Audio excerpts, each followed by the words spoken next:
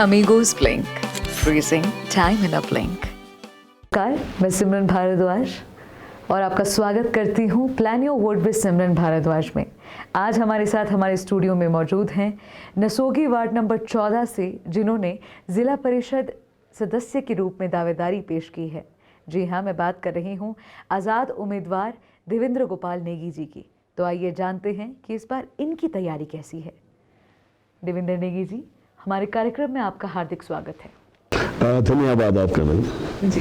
मैं देवेंद्र नेगी सबसे पहले अपनी कुंजा माता देवी स्यासनी की जयकार करता हूं और आज मैं जिला परिषद वार्ड नंबर 14 नसोगी से एक प्रत्याशी के रूप में, जिला परिषद के प्रत्याशी के रूप में आज आपके सामने आया हूं और मुझे नसोगी क्षेत्र की सभी प्रबुद्ध जनता का जो समर्थन मिल रहा है, उस समर्थन के जो है जितना भी मुझे आज क्षेत्र से जो प्यार और स्नेह मिल रहा है, मुझे पूरा भरोसा है कि आने वाले समय में ये जो समर्थन है एक बहुत बड़ा बदलाव जो है यह लाने जा रहा है। जी नेगी जी, हमारे इस कार्यक्रम में हम कुछ सवाल जवाब आपसे करेंगे, जिसमें हम ये उम्मीद करते हैं कि जनता को विकास को लेकर आपके दृष्टिकोण को समझने में आसानी होगी। इसी कड़ी में मेरा पहला सवाल आपसे ये है कि नसोगी वार्ड नंबर 14, जहां से आपने दावेदारी पेश की है जिला परिषद सदस्य के लिए, आपके इस वार्ड के अंतर्गत कितनी पंचायतें आती हैं? हमारे इस वार्ड के अंतर्गत 12 पंचायतें आती है, जिसमें सबसे पहले मैं नीचे से शुरू करूं तो पिछली हार पंचायत है, उसके बाद द्वारा पंचायत है, फिर कटराई पंचायत है, कटराई के बाद हलान 2 पंचायत है, हलान 2 के बाद जो है बड़ा गांव है, बड़ा गांव के बाद जो है हमारी पनगांव पंचायत है, फिर रियाड़ा पंचायत है, फिर बरान पंचायत है, फिर आपके शरीन पंचायत है, फिर नसोगी पंचायत है, मनाली पंचायत है और शनाग पंचायत है। ये 12 पंचायतें जो है मेरे इस जिला परिषद वार्ड में आती है। जी। तो इन पंचायतों का जिनमें आपने जिक्र किया, जी, प्रचार प्रसार के लिए आप जा रहे हैं, क्या रुझान मिल रहा है आपको? देखिए, उम्मीद से ज्यादा रुझान मुझे मिल रहे हैं। बहुत अच्छा लग रहा है कि जनता ने जिस तरह से मुझे चुनाव लड़ने के लिए, हमारे जितने भी वेल विशर्स थे और बुद्धिजीवी वर्ग था, उन्होंने मुझे कहा कि आपको चुनाव लड़ना चाहिए, हमें आपकी जरूरत है। और मैं इस नसोगी वार्ड की जो प्रबुद्ध जनता है, उन्हीं के आग्रह पर आज इस चुनाव में के जो मैदान में उतरा हूं। और वास्तव में पहले भी जो 2 चुनाव हुए थे, ये चुनाव बिल्कुल भिन्न है। इस चुनाव में मुझे इतना समर्थन मिल रहा है कि जिसकी मुझे उम्मीद भी नहीं थी। बहुत से लोग तो खुले तौर से जो ऐलान कर रहे हैं और बहुत से लोग जो है दबी जुबान में ऐलान कर रहे हैं कि नेगी जी, अब की बार आप निश्चित तौर से सीट जीतेंगे, क्योंकि क्षेत्र को भी जो है जरूरत है हमारी सेवाओं की, और मैं सेवाएं हमेशा देता रहा हूं। जन सेवा जो हमारी जनता के लिए जो समर्पित होकर हमने जो कार्य किए हैं, तो शायद इसी का ही परिणाम होगा जो आज क्षेत्र की जनता का प्यार मुझे मिल रहा है। जी, ऐसे में मेरा सवाल इसी से जुड़ा हुआ ये है नेगी जी कि आपने पहले भी 2 बार जो है वो दावेदारी पेश की है जी, और बहुत ही कम मार्जिन से जो है आप जीत से पीछे रह गए। ऐसे में आपको क्या लगता है कि उस वक्त क्या कमियां रही होंगी? क्योंकि थोड़ा सा अगर हम विश्लेषण करें तो ये सवाल यहाँ पर बनता है कि क्या कमियां रह गई होंगी और इस बार उन कमियों को पूरा करने के लिए क्या रणनीति है? बिल्कुल, मैंने 2 बार पहले भी दावेदारी की थी। पहली बार 2010 में मैंने दावेदारी की थी, लेकिन उस वक्त भी किसी वजह से समर्थन मुझे नहीं दिया गया। उसके बाद हमारी बहू भी लड़ी थी, उनका भी बहुत ही कम हार जीत का अंतर रहा था। मेरा अंतर तो बहुत ही नजदीक था, 34-35 वोटों का था। तो बहू का भी अंतर जो था 70-75 वोटों का, उनका भी अंतर रहा था। और आज जो है समर्थन मुझे नहीं दिया गया, इसके पीछे चलो आंतरिक कारण कई रहे होंगे, पार्टी के अपनी अपनी सोच है, लेकिन मैंने तो पार्टी के लिए अपने 35 साल जो है इस अपने पार्टी के लिए दिए हैं। तो इसके पीछे क्या मंशा रही कुछ लोगों की वो जाने, लेकिन मेरा जो कार्य है, जो मेरे जो काम है, मैंने जो जनता के साथ दिन रात कार्य किए हुए हैं वो बोलते हैं जी। और उसी के आधार पर जो है मैं किसी को दोष नहीं देता हूं। शायद अपने नसीब में यही लिखा होगा कि मुझे आज़ादी लड़ना है, तो मैं अपने स्वाभिमान के लिए ये लड़ाई लड़ रहा हूं कि जो कार्य मैंने किए हैं तो जनता मुझे जरूर इसका फल देगी, और इसी को लेकर मैं आज जो है जनता के दरबार में इस जो लड़ाई को लाया हूं, और मुझे मेरी जो निर्णायक जो इसमें जो ये लड़ाई है वो जनता लड़ रही है। जनता लड़ रही है। और आपने यहाँ पे नसीब की बात की नेगी जी, तो नसीब का तो कोई भी नहीं जानता। क्या पता इस तीसरी बार जो है जनता आप पे एक बार फिर से जनता जनार्दन अपना फैसला सुनाए और तीसरी बार आपको जिला परिषद सदस्य के रूप में चुन ले। बिल्कुल बिल्कुल बिल्कुल सही कहा आपने। निश्चित तौर से जो है इस बार मेरी जो जीत है बिल्कुल निश्चित है, क्योंकि मुझे इस तरह से फीडबैक मिल रहा है जहां मुझे उम्मीद भी नहीं थी कि यहां से भी मुझे समर्थन मिलेगा, मुझे वहां से भी समर्थन मिल रहा है। ये पंचायत के चुनाव है, पार्टी चिन्ह पर चुनाव नहीं है, और लोग जो है इसी को आधार मानकर वो देख रहे हैं कि देवेंद्र नेगी में कुछ न कुछ तो होगा, जिस वजह से मुझे ये समर्थन मिल रहा है। मैं कोटि कोटि धन्यवाद करना चाहता हूं लोगों का, जो हमेशा मुझे दिन रात अपने टेलीफोन पर ही समर्थन दे रहे हैं, और वो कह रहे हैं कि नेगी जी जब आपकी संदूकड़ी खुलेगी तो आपको पता चलेगा कि आपके साथ कितनी जनता है। तो मैं गदगद हूं और संतुष्ट हूं और पूरी तरह से आश्वस्त हूं।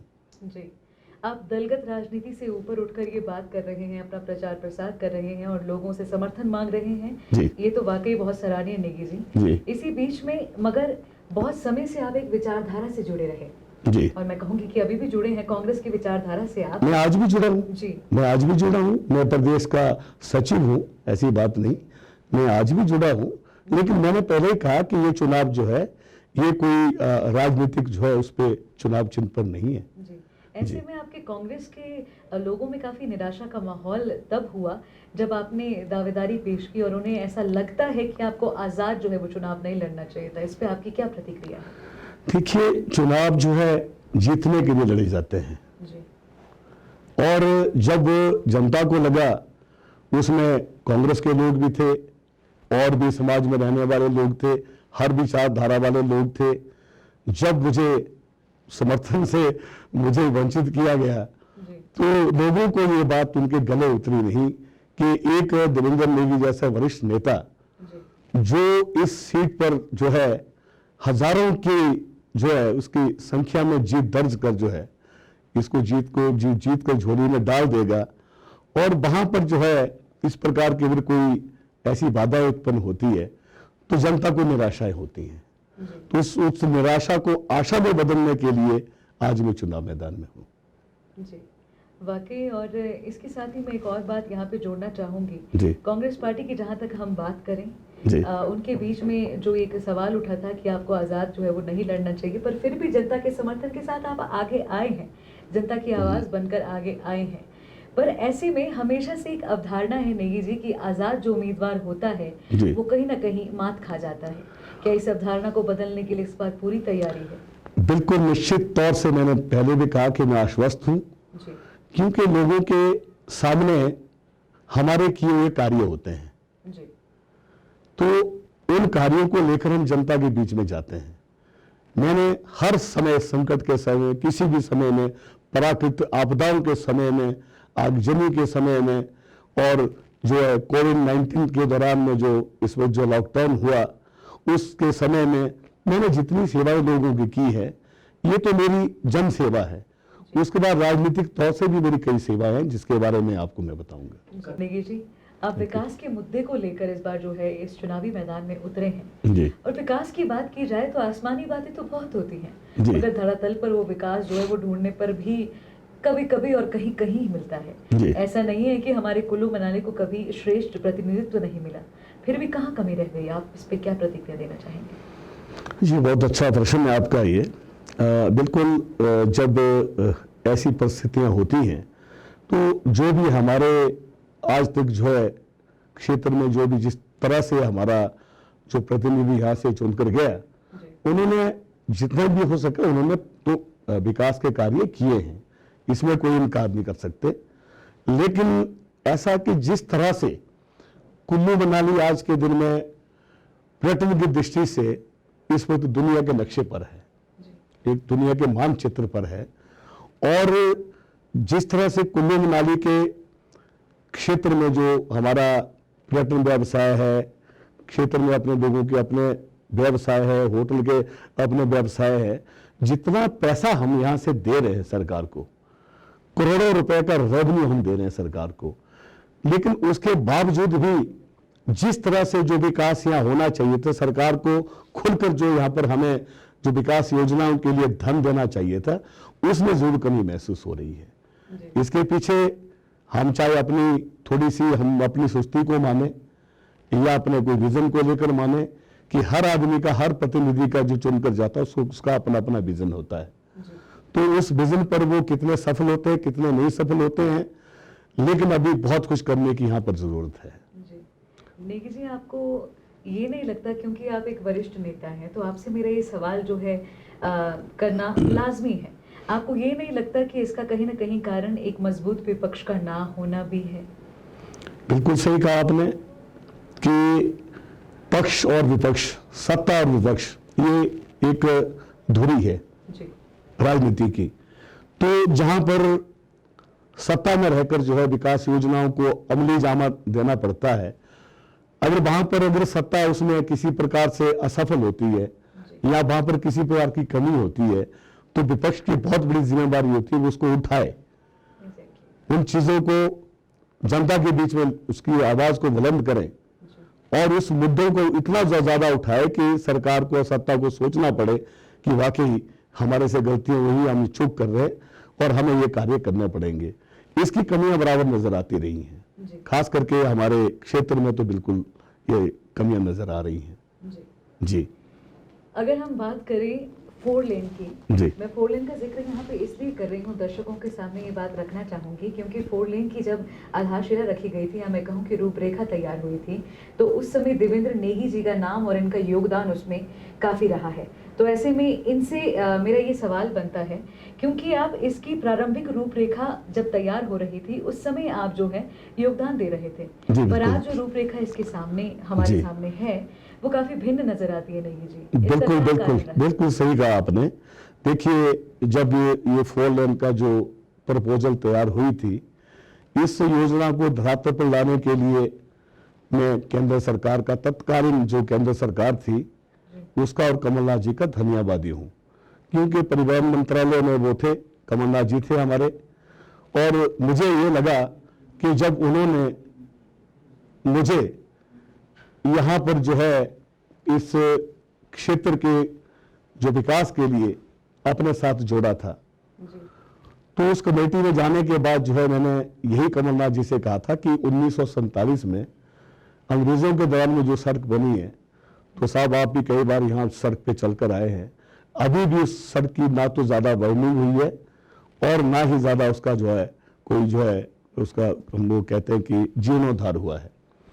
तो आज आप जो है केंद्र में है, मंत्री है, और परिवहन मंत्रालय आपके पास है, सड़क परिवहन मंत्रालय आपके पास है, तो मैंने कहा कि मेरा यहाँ आने का, आपके साथ रहने का मकसद यही है कि मैं अपने क्षेत्र के लिए जो है इस योजना को सबसे पहले स्वीकृत कराऊं। तो निश्चित तौर से उनका बहुत सहयोग मिला और मुझे वहां पर रहते हुए पूरा 1 वर्ष लगा, और आखिरकार जो है इस योजना को धरातल पर उतारने के लिए जो है केंद्र सरकार की हमें अनुमति मिली, और 3800 करोड़ रुपए का जो है पैकेज उस पर जो है हमने तैयार करके कमलनाथ जी के द्वारा यहाँ पर स्वीकृत कराया और टेंडर भी करवाए। ये प्रक्रिया शुरू हुई और कार्य भी शुरू हुआ, और आज कीरतपुर से मनाली जो है 4 लेन का कार्य बड़ी मतलब उसके द्रुत गति से चला हुआ है। पीछे बिल्कुल शिथिलता आई थी, लेकिन अब पुनः जो है जहां जहां रुके कार्य शुरू हुए हैं, और बहुत जल्दी जो है ये सड़क जो है तैयार होने जा रही है। जी, नेगी जी, यहाँ बात हो रही है 4 लेन की, तो फोर लेन की अगर हम बात करें तो आज लोगों को इससे इतनी शिकायतें हैं, आए दिन हम अखबारों में सोशल मीडिया के माध्यम से पढ़ते रहते हैं, और जी। इसमें पढ़ने की बात नहीं, जाहिर सी बात है कि इतनी सड़क दुर्घटनाएं हो रही हैं, तो क्या ऐसी रूपरेखा तैयार की गई थी? बिल्कुल, ये बहुत महत्वपूर्ण प्रश्न है आपका कि ऐसी रूपरेखा फोर लेन की कभी तैयार नहीं हुई थी। जब जिस वक्त इसकी रूपरेखा तैयार की गई थी, जब इसके सर्वे किए गए थे, उस दौरान में बहुत समय तक में, जहां बीच बीच में खास करके जो कुल्लू मनाली की जो बात आती है, तो उन सर्वे जो सर्वे हुए, उन सर्वे के बीच में मैंने बहुत जगह खुद जाकर देखा था, और जो कंपनी थी जिसने ये सर्वे किया था, इस प्रकार की जो आप जो बता रहे हैं कि जो हालात आज है, डेंजर जोन बने कई जगह पर, ये ऐसे बिल्कुल नहीं थे। मैं हैरान हूं कि जो फोर लेन का जिस तरह से जो कार्य होना चाहिए था, कोई ब्लाइंड कर्व नहीं होना चाहिए उसमें, किसी प्रकार के इस प्रकार के जो है ना वहां पर कमियां नहीं रहनी चाहिए। आखिर आफ्टर ऑल ये फोर लेन है। दूसरी बात मैं ये कहना चाहूंगा कि ये फोर लेन मनाली तक था, और ये जो है कीर्तपुर से आपके ज्ञानपुर तक जो है इसको फोर लेन किया गया।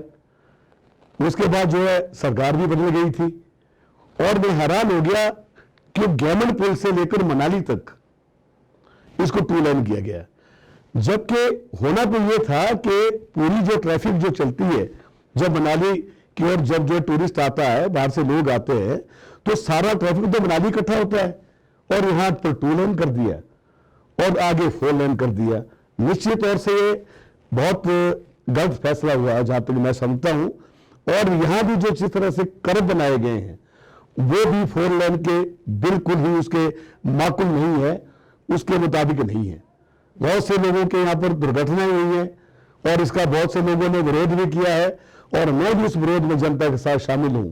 और आने वाले दिनों में अगर कोई इस प्रकार इस विषय पर कोई बात करने की होगी, या इस विषय पर कोई किसी प्रकार का चैलेंज करने की बात होगी, तो मैं सबसे पहले इस चीज को उठाऊंगा कि ये फोर लेन जो है वो बिल्कुल उस जो मापदंड है उसके मुताबिक कुल्लू और मनाली के बीच में ये कार्य नहीं हुआ है। इसको ठीक से कार्य करना पड़ेगा, और दोबारा पुनः इसका जो है सर्वे को ठीक से देखना पड़ेगा कि वास्तविकता क्या है। मुझे यहां जरूर गड़बड़ नजर आ रही है, बिल्कुल गड़बड़ नजर आई है, और ये गड़बड़ है, कहां है, क्यों हुई है, इसकी समय पर इसकी जांच जरूरी है, और इसकी जांच भी की जाएगी। जब बात यहाँ पे फोर लेन और सड़कों की हो रही है नेगी जी, तो उसी से जुड़ा एक बहुत बड़ा मुद्दा है जो बहुत बार उठाया गया, पर बात को सिरे नहीं चढ़ी जी। तो वो मुद्दा है टोल प्लाजा का, उसके ऊपर आपकी क्या प्रतिक्रिया है? देखिए, आपने बहुत सही प्रश्न किया। ये आपने कहा कि इसको उठाया गया, बिल्कुल उठाया गया। सबसे पहले टोल प्लाजा को यहां से उठाने की बात थी, या इस पर किसी प्रकार की रिलैक्सेशन देने की बात थी स्थानीय लोगों को। इसका सबसे पहले विरोध जो है हमने किया था, और कमलनाथ जी जब यहां आए थे पूर्व में, तब भी हमने कहा था, और जब यह मामला हमने मिलकर उठाया था, उसमें जो है कांग्रेस पार्टी की तरफ से भी हमने इसको उठाया था, और बाद में बीच में जो है ऐसे और भी संस्थाएं कहीं आए जुड़ी जिनने इस मुद्दे को उठाना शुरू किया।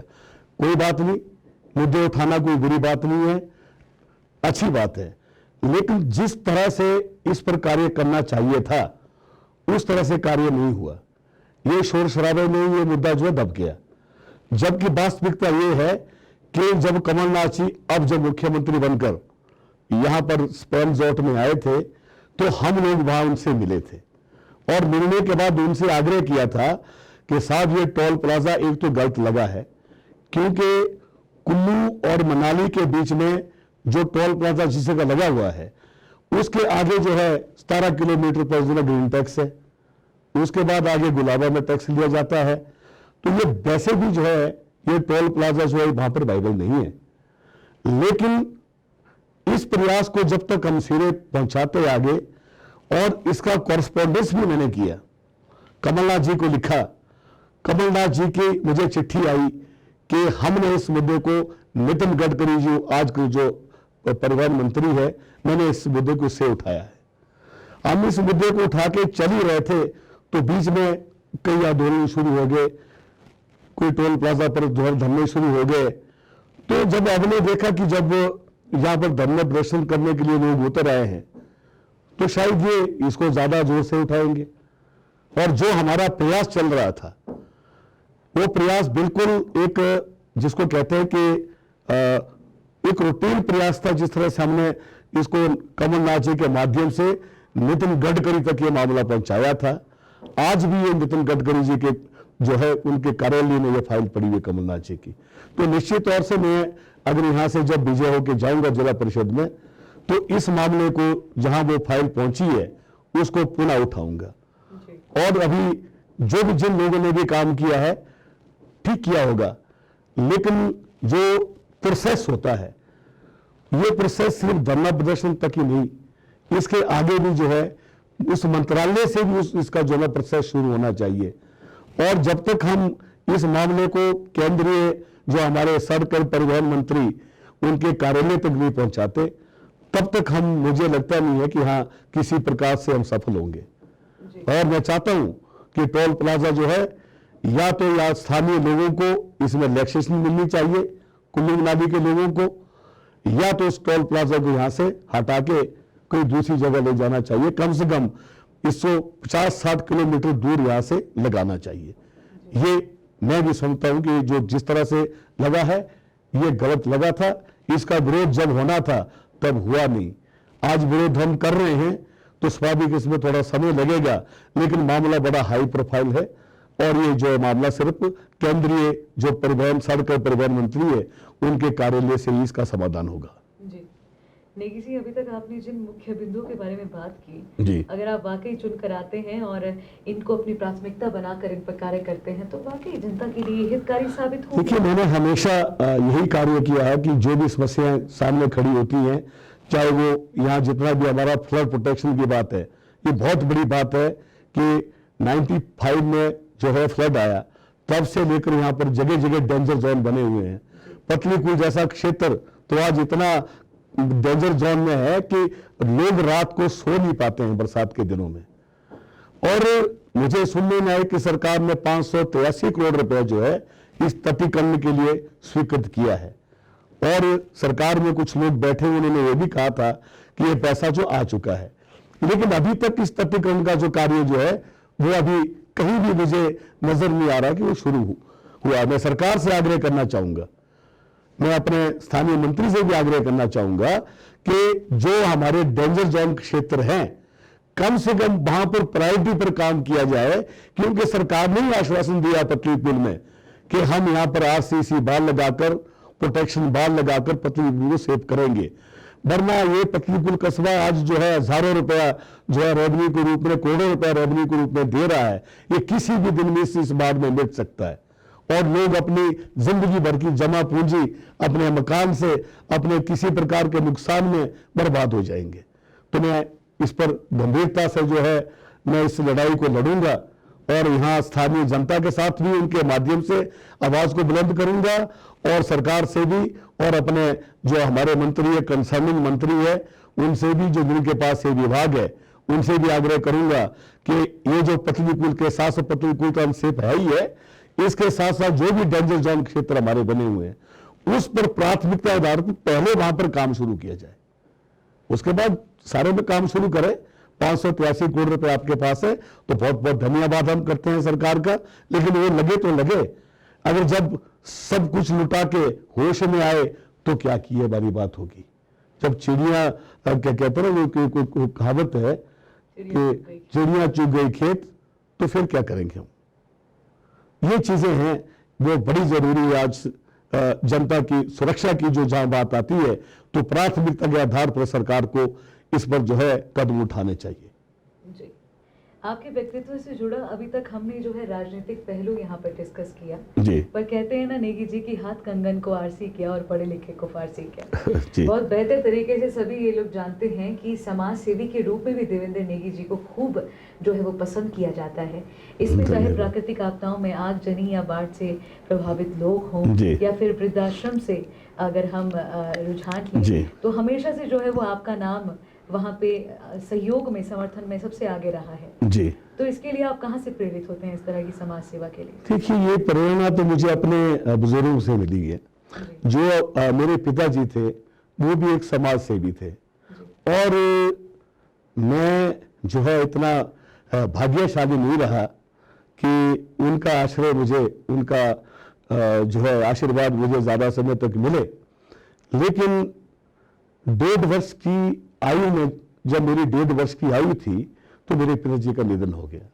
लेकिन वो बहुत समाज सेवी थे और एक वैद्य टाइप के लोग थे, जैसे उस वक्त वैद्य होते थे ना, पुराने जमाने में डॉक्टर भी होते थे। तो वो क्षेत्र में जो है मुफ्त सेवाएं करते थे लोगों की, जगह जगह जाना, काढ़े की दवाई को, दूसरी कोई जड़ी बूटियां उनके पास आती थी, हाथ देखना, दूसरे डॉक्टर भी होते थे।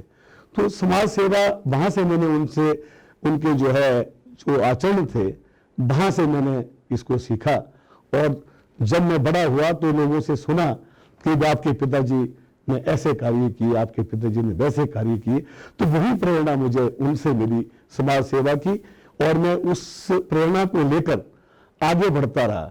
बचपन से ही जो है इस कार्य में जुटा रहा, और इसी कार्य को देखते हुए मैं अपने पंचायत का 25 वर्षों में ही प्रधान बना था मैं, और निरंतर जो है 20 वर्ष में अपनी पंचायत का प्रधान रहा, और 15 वर्षों में प्रधान और प्रधान परिषद हमारा होता था, मैं उसका भी चेयरमैन रहा। तो ये एक प्रेरणा रही, सेवा रही, और मैं सभी के साथ जो है पूरी निष्पक्षता के साथ जिंदगी काम करता रहा। मैं कभी किसी के साथ पक्षपात नहीं किया। मेरी जिंदगी की किताब एक बड़ी खुली किताब है, पूरी ट्रांसपेरेंसी से मैं काम करता रहा, और ना तो इतने सालों में अपने ऊपर मैंने कोई जो है कहते हैं दाग लगने दिया, और ना ही मैं इस प्रकार के किसी भी काम में इन्वॉल्व रहा जहां जो लोगों को लगे कि यहाँ कुछ ठीक नहीं हो रहा है। तो मेरा जीवन पूरी तरह से समर्पित रहा, ईमानदारी से कार्य करता रहा। अगर देवेंद्र नेगी जी, मैं ये कहूँ कि आपका जो राजनीतिक बैकग्राउंड है जी, वो बहुत ही उतार चढ़ाव भरा रहा है, तो इसमें भी कोई गलत बात नहीं होगी, क्योंकि शायद जितने अप्स एंड डाउन आपने देखे हैं, जितना संघर्ष आपने किया है, शायद ही कुछ ऐसे नेता होंगे जिनके जीवन में इतना संघर्ष रहा होगा। पर इसी के साथ बात तो हमें आगे की करनी है। जी, आगे की बात करनी है, तो मेरा अगला सवाल आपसे ये है कि इस वक्त नसोगी वार्ड ही क्यों, आपको हमारे मनाली सदर में सबसे बड़ी समस्याएं क्या लगती हैं? और अगर आप आते हैं, जिला परिषद सदस्य के रूप में आते हैं, तो जाहिर सी बात है कि पंचायती राज में कुछ ना कुछ आप भी नई चीजें करेंगे, कुछ ना कुछ आपकी भी प्राथमिकता है। जी जी, वो क्या चीजें? देखिए, आपने जहाँ विकास की बात की, तो नसोगी बात तो मेरा एक कार्य क्षेत्र हुआ इसका चुनाव का, लेकिन मैं तो समस्त पूरे विधानसभा क्षेत्र क्या पूरे कुल्लू के लिए मैं सोचता हूँ। जो मेरा अनुभव है, जो मेरी कार्य प्रणाली रही है, वो हमेशा से यही रही है कि हम पूरे जिला कुल्लू का विकास करें, और इसके लिए जो हमारे दिमाग में जो हमारे विजन है वो यही है कि हमारा कुल्लू मनाली जो है वो पर्यटन की दृष्टि से एक बड़ा महत्वपूर्ण जो है केंद्र है बना हुआ। तो हम देखते हैं कि अगर हमने पर्यटन की दृष्टि से इसको उभारना है, तो हमें सबसे पहले जो है हमें नए नए जो हमारे जो पर्यटन स्थल है उसका हमें विस्तारीकरण करना पड़ेगा। हम सिर्फ एक रोहतांग पर जो है डिपेंड नहीं कर सकते, क्योंकि वहां भी माननीय एनजीटी ने कई हमें जो है वहां पर रिस्ट्रिक्शन लगाई हुई है, जिस वजह से हमारा जो पर्यटन व्यवसाय है काफी टूट चुका है। कि जहां पर 5000 गाड़ियां जाती थी, वहां अगर 1200 गाड़ियां और 2000 गाड़ियां जाएंगी, तो निश्चित तौर से आप अंदाजा लगाएं कि हमारा पर्यटक कितने दिन इंतजार करेगा। उनके लिए और विकल्प चाहिए, और ये विकल्प हमें ढूंढने पड़ेंगे। मैं इसकी लड़ाई बड़े लंबे समय से लड़ रहा हूं, आपके मीडिया के माध्यम से लड़ रहा हूं, और अखबारों के माध्यम से मैं लड़ रहा हूं, और जब भी सरकार और प्रशासन के बीच में मौका मिलता है तो हम चीजों को उठाते रहते हैं कि मनाली में हमें जो है पर्यटन स्थल का विस्तार करना ही पड़ेगा। इससे हमारे युवाओं को रोजगार भी मिलेगा, और यहाँ पर्यटन विस्तार होने के बाद यहाँ पर्यटक को हम कई दिनों के लिए रोक भी सकते हैं, और जब ज्यादा से ज्यादा दिनों के लिए हम पर्यटक को यहाँ पर रोकेंगे, टूरिस्ट को रोकेंगे, तो इसका फायदा हमारे क्षेत्र को मिलेगा, हमारे को वैली को मिलेगा। लेकिन अभी हम पूरी तरह से इसमें बहुत पीछे हैं। इसको लाने के लिए, इसको बनाने के लिए, इसको चलाने के लिए निश्चित तौर से मैं इस आवाज को बुलंद करूंगा चाहे जिला परिषद की बात हो, चाहे किसी भी मंच की बात हो, मैं हर जगह पर जाकर जो है इस क्षेत्र के विकास के लिए, पर्यटन योजनाओं के लिए अपनी आवाज बुलंद करता रहूंगा। यही हमारे लिए बहुत बड़ी देन होगी। चाहे व्यापार की बात करें, चाहे आप जो है टूरिस्ट की बात करें, चाहे होटल्स हमारे चलने की बात करें, किसी तरह की बात करें, पर्यटन विस्तार मेरा मुख्य लक्ष्य रहेगा और युवाओं को रोजगार देना उसमें मेरा मुख्य लक्ष्य रहेगा। जी। और अगर हम बात करें पंचायती राज की, तो पंचायत लेवल पे किस तरह के कामों की आपकी प्राथमिकता रहेंगी, पंचायत लेवल पे जो हम कर सकते हैं? देखिए, पंचायत लेवल की बात ऐसी है कि मैं जब 1985 में पहली बार प्रधान बना था तो उस वक्त फंड्स बड़े कम होते थे और आज जो है फंड्स जो है पंचायतों के लिए जो है थोक में दिए जा रहे हैं और योजनाएं जो आपकी जो है ना, जो अभी 15वां वित्त आयोग है, 14वां वित्त आयोग पीछे हुआ है, इतनी धनराशि पंचायतों में आ रही है कि हम अगर ठीक से हमारा विजन हो, ठीक से हमारी सोच हो, हमारे जो चुने हुए प्रतिनिधि है पंचायत में, उनमें अगर ठीक तरह से उनकी अपनी आपस में सामंजस्य हो तो पंचायतों में कई ऐसे कार्य किए जा सकते हैं। महिला उत्थान के कार्य किए जा सकते हैं, युवाओं को रोजगार कैसे दिया जाए उसके कार्य किए जा सकते हैं, क्षेत्र में जो विकास कार्य, रास्ते हैं, सड़कें हैं, उनका निर्माण किया जा सकता है और जगह जगह जो हमारे जिस तरह से जो आज जो है गांव में कार्य होते हैं, हैंडीक्राफ्ट से कार्य होते हैं, वेजिटेशन के कार्य होते हैं, कई किस्म के कार्य, हम खेती बाड़ी वाले लोग हैं और जो हमारा मुखिया जो है एक दूसरा जो यहाँ पर सोर्स है वो हमारे सेब हैं, उसकी किस तरह से मार्केटिंग करनी है, किस तरह से हम लोगों ने इसको जो है ना आगे ठीक लोगों को कीमत मिले और क्षेत्र के लोगों को जो है ना उनके जो अपने जो स्वरोजगार है उसको ढूंढने का मौका मिले, इस पर पंचायतों को ज्यादा से ज्यादा कार्य करने की जरूरत है और हमें भी इस मामले में पंचायतों के साथ तालमेल करने की जरूरत रहेगी और हम पूरा प्रयास करेंगे कि हम इस मामले में विशेष करके ध्यान देंगे। जी, वाकई बहुत अच्छे दृष्टिकोण के साथ इस बार आप जो है दावेदारी पेश की है देवेंद्र नेगी जी, और मैं उम्मीद करती हूँ कि जनता इस बार जो है आपके इन बातों से आश्वस्त होगी और आपको सेवा का मौका भी देगी। धन्यवाद नेगी जी। हम बहुत अच्छी तरह से जानते हैं कि कोरोना काल चल रहा है, ऐसे में वैक्सीन आ गई है परंतु अभी भी जो है काफी समय लगेगा सभी लोगों तक जो है वो वैक्सीन पहुंचने में।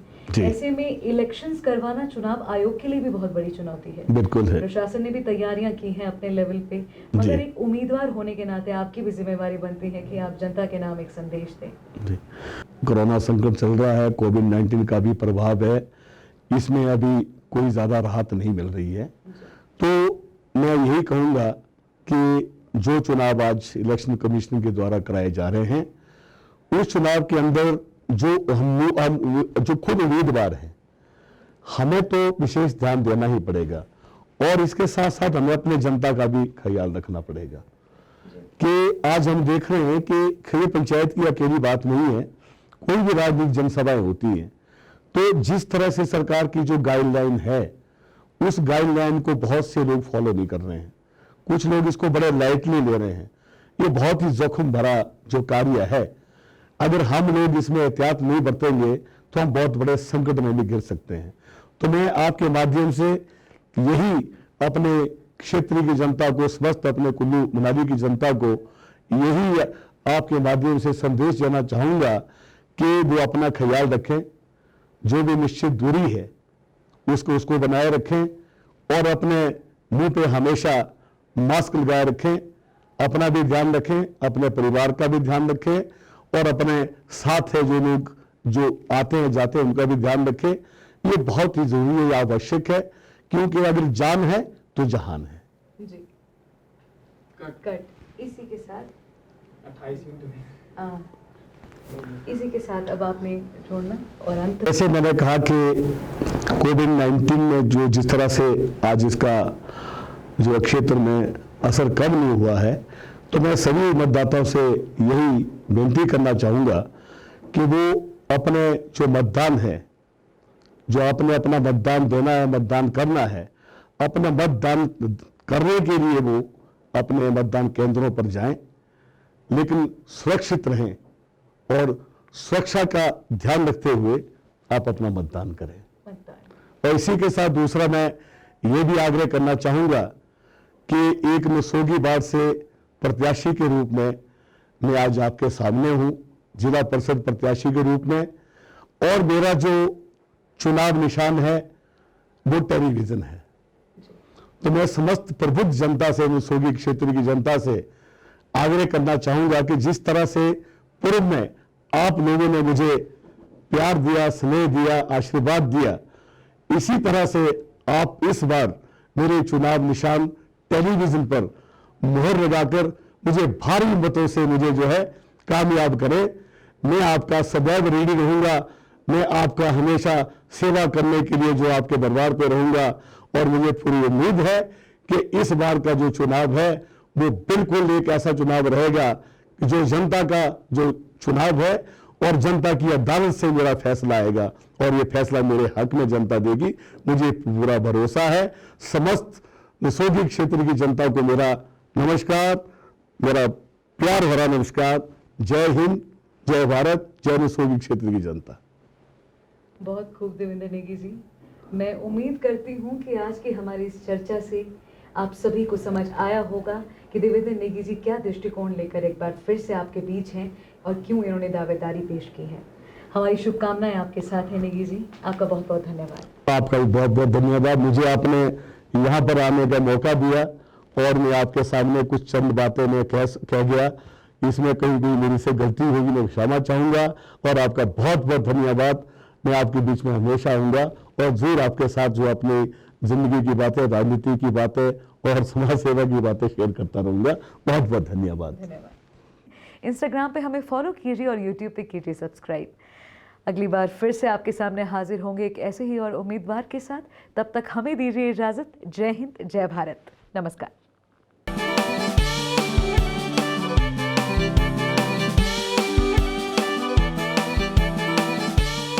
Amigos Blink. Freezing time in a blink.